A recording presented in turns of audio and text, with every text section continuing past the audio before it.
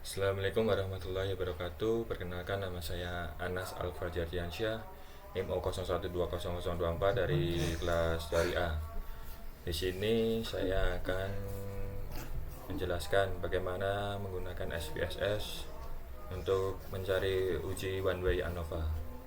Nah, di sini saya sudah memiliki data yang saya dapat dari saya melakukan uji pencapaian atau kebugaran atletik di Sukoharjo. Dan di sini saya menguji 8 atlet yang berumur 17 tahun. Dan di sini saya sudah memiliki data push up, melakukan tes push up dalam 1 menit, sit up dalam 1 menit, pull up dalam 1 menit, dan back up dalam 1 menit. Dan di sini terdapat sebanyak 32 data dari 8 sampel. Nah, kemudian kita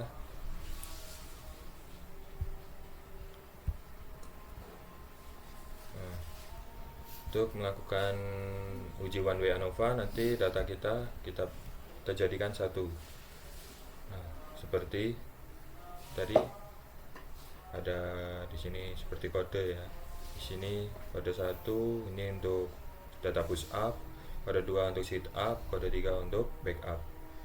Nah, kemudian datanya dibuat turun ke bawah jadi satu. Nah, kita harus tahu dulu apa itu konsep-konsep dasar dari uji one way ANOVA.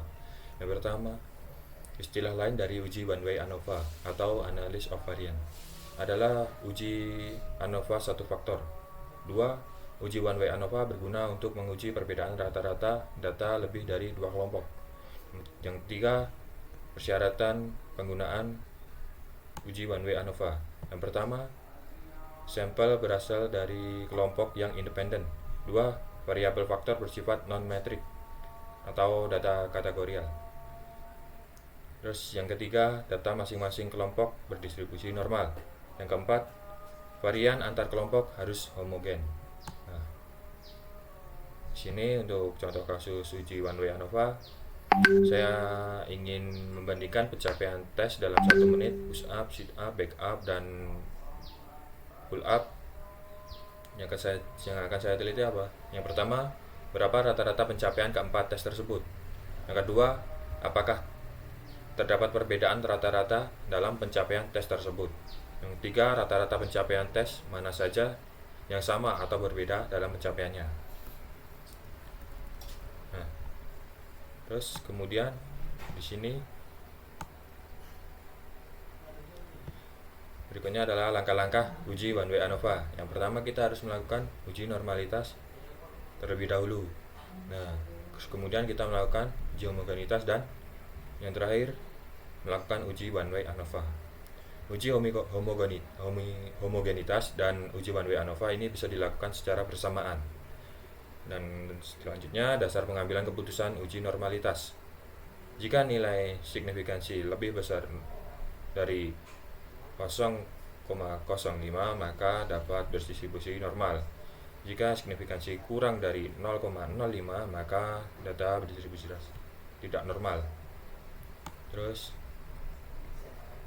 nah ini nanti untuk output dari SPSS uji one way ANOVA-nya.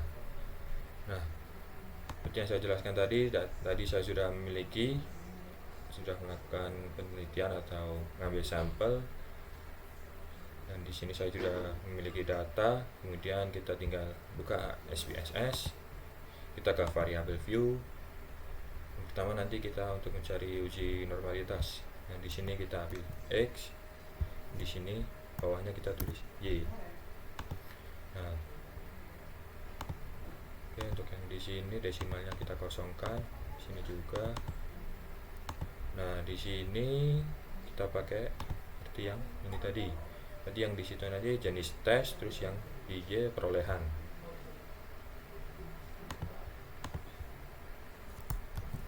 Sini adalah jenis tes. Di sini perolehan.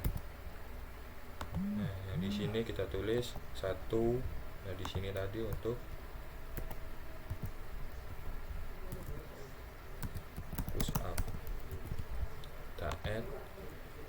kedua untuk sit up, yang ketiga untuk pull up, kita add, yang keempat back up. Nah, apabila sudah semuanya kita add, terus kita klik OK. Sudah semuanya, kita pilih ke center agar lebih enak dalam membacanya nanti.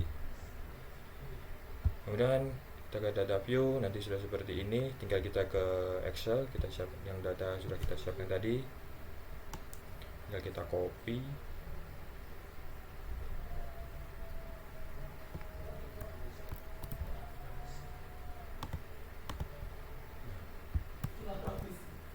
Nah, apabila sudah seperti ini, kita mencari uji normalitas terlebih dahulu. Kita ke analyze, statistik, kita ke explore. Untuk yang jenis tes ini atau yang add, kita taruh di factor list. Terus yang perolehan kita pilih ke dependent list. Nah, kemudian kita ke plots. Nah, kita tinggal centang yang normality plots with yang ini. Apabila sudah, kita continue, kita klik OK. Nah, di sini nanti sudah muncul beberapa output dari SPSS. Nah, di sini kita N ini menandakan jenis-jenis dari data-data yang kita masukkan atau kita input ke SPSS tadi. Nah, kemudian untuk di sini uji normalitasnya. Nah, kita tarik ke signifikansi di sini. Push up mendapatkan 0,907,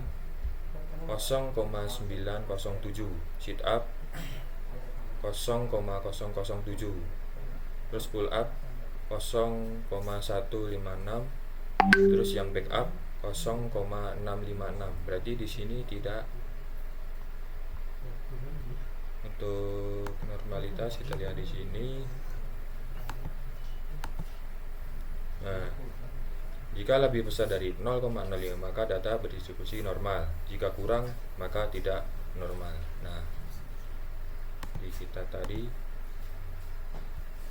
hasil outputnya lebih semua ya, berarti berdistribusi semua. Nah, kemudian kalau udah, kita ke SPSS lagi, kita ke analysis, kita mencari homogenitas dan uji one way ANOVA secara bersamaan.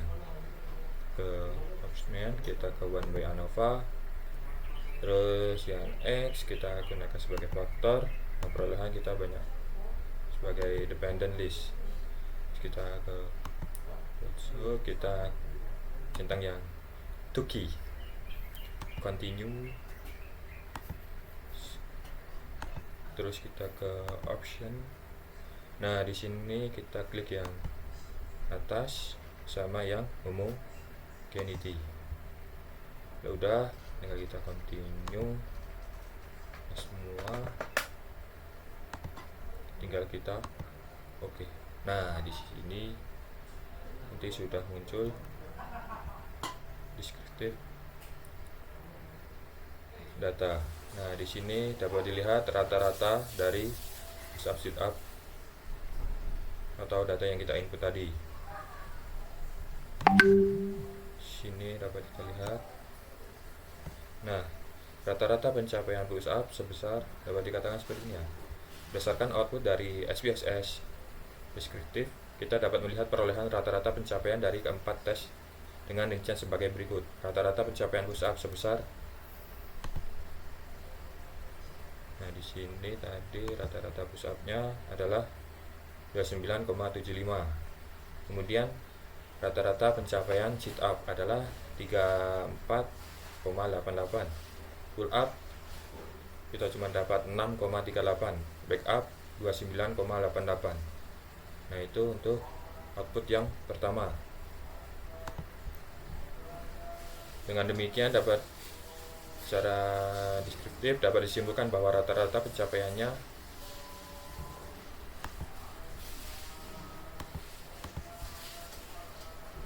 skor pencapaiannya adalah 25,22.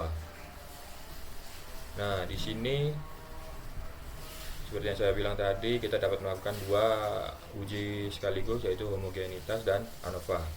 Nah, di sini adalah homogenitasnya. Bentar.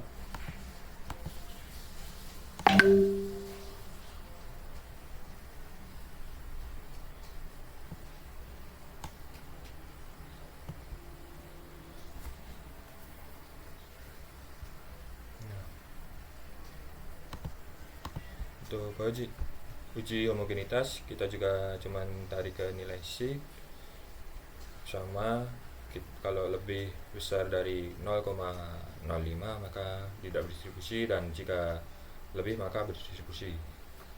Dan di sini dapat dikatakan adalah 0,22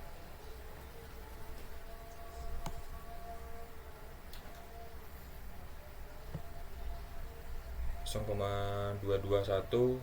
Yang kedua, mediumnya 0,241. Yang ketiga, median dan width edges TF nya 0,273.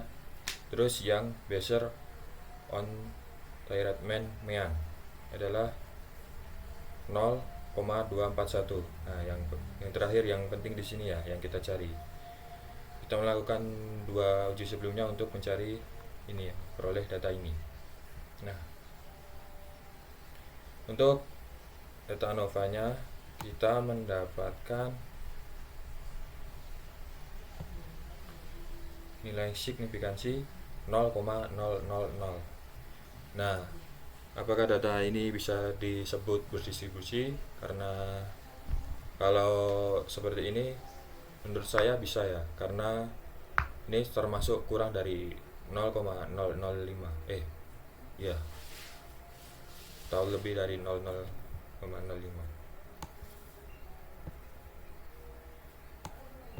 Nah, kemudian kita dapat multi compression.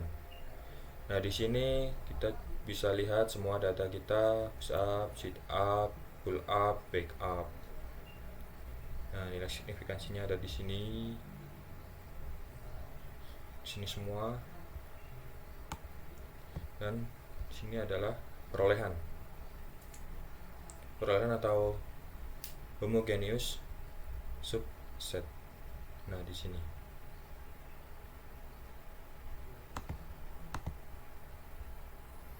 Nah, berdasarkan output ANOVA yang tadi dapat diketahui nilai signya.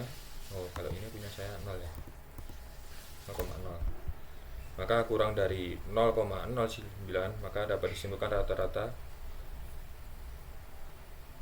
keempat pencapaian tes secara signifikansi tes dapat dikatakan data secara signifikansi adalah berbeda. Signifikansinya berbeda karena di sini adalah kurang dari 0,009 0,05. Nah, demikian uji penyampaian uji one way ANOVA dari saya. Apabila ada kurangnya mohon maaf. Wassalamualaikum warahmatullahi wabarakatuh.